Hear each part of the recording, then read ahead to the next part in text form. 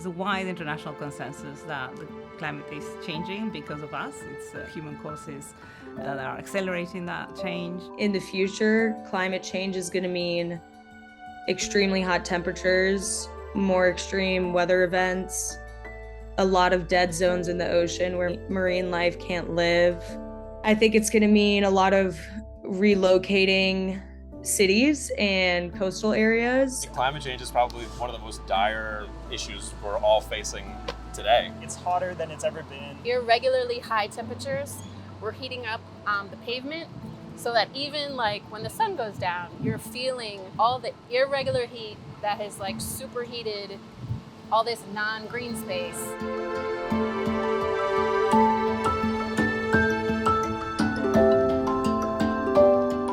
The search for natural outdoor green spaces has gained increasing attention in recent years.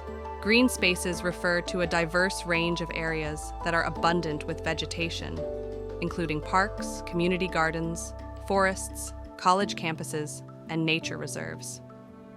These natural havens serve as essential contributors to environmental well-being by reducing pollution, fostering physical and mental health, and enhancing the aesthetic quality of a community.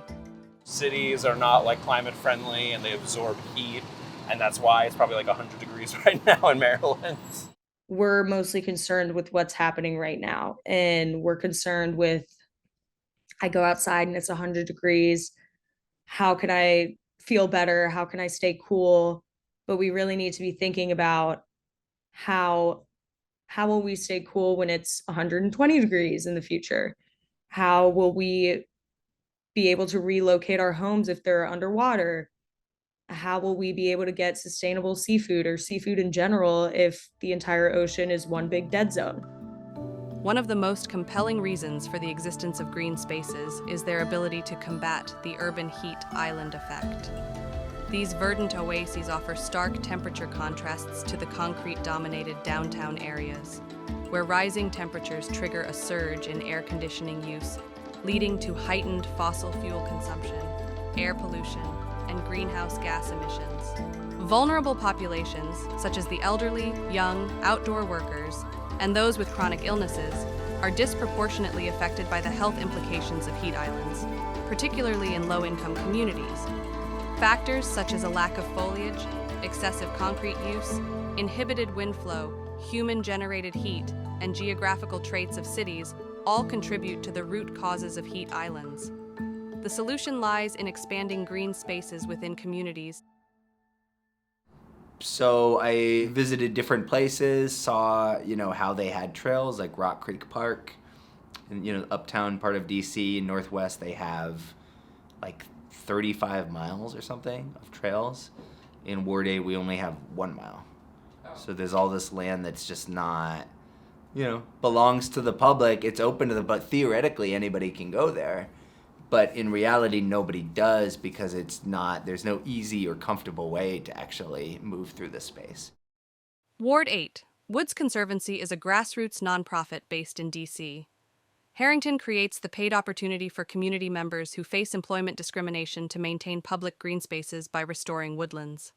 We work to increase the health, beauty, and the public enjoyment of the forested public land.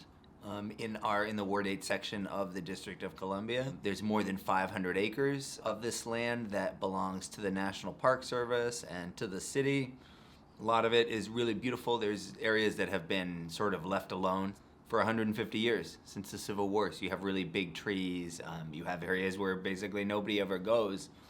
And it's very secluded and beautiful, and you'd never believe that you were in the middle of a big city. But the other side of them having been left alone is that they haven't been maintained. So hundreds of thousands of pounds of trash has been illegally dumped from surrounding streets into the park.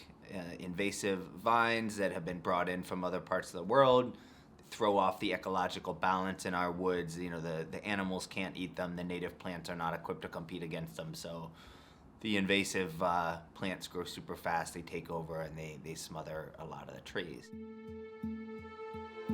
Green spaces play an indispensable role in mitigating the detrimental effects of climate change particularly in the context of urban heat islands.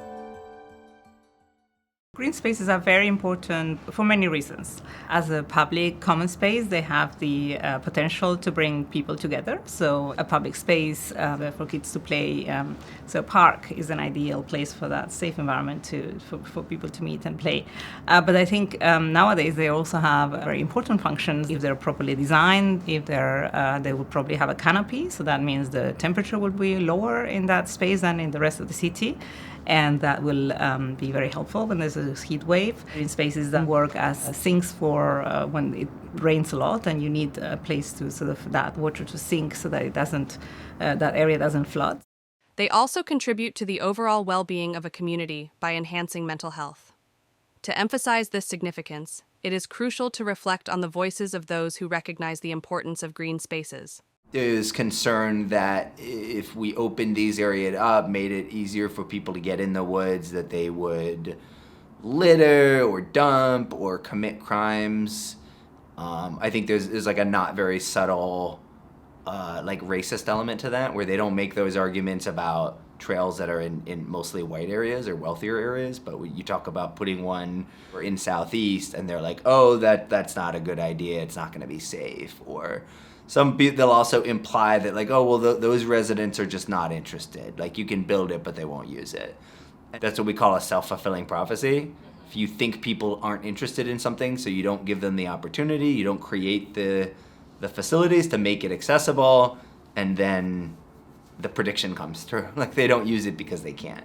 Where I live, I think I have enough green space. I live by the Sligo Creek, so that there's a lot of green space, a lot of parks where I am. I try to conserve energy where I can. My family, we don't own a car, so we use public transportation. When I'm around nature, I feel more grateful to the earth and stuff, because I have privilege to be around a green grass, trees, hear the birds sing. You can forget how just it feels to like breathe fresh air and to be out in the sun. So it feels really nice, and it's a nice reminder just to go outside sometimes. And how can we take more initiatives to add green spaces to our communities and other communities? Community gardens are a good way to add more green space to communities, and also maintaining parks in all communities, not just like well-off communities, so that people can actually feel encouraged to like use the green spaces available to them. I really hope we can like take initiative, since like I feel like global warming is like the topic is like not taken seriously, and like people don't really like, not much action is being taken on it. My ideal dream world is one where food is fresh and easily accessible, where water is clean and also easily accessible, where green spaces are upkept by our communities, and where we have a natural appreciation for what the earth gives us and we respect her in turn. The pursuit of green spaces is not just a luxury, but a necessity for a healthier, more sustainable, and just future.